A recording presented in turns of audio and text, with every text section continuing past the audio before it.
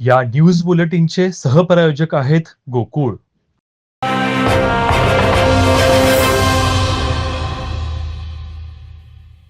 राधानगरी तालुक्यातील हसनी येथील विद्यामंदिर शाळेमध्ये हँडवॉशच्या सिंकचे काम निकृष्ट दर्जाचे झाले असून ते बांधकाम पुन्हा नव्याने करण्यात यावे, अन्यथा 1 मे 2025 रोजी ग्रामपंचायत कार्यालयासमोर आंदोलन केले जाईल, असा इशारा ग्रामस्थांच्या वतीने पंढरीनाथ पाटील यांनी दिला आहे.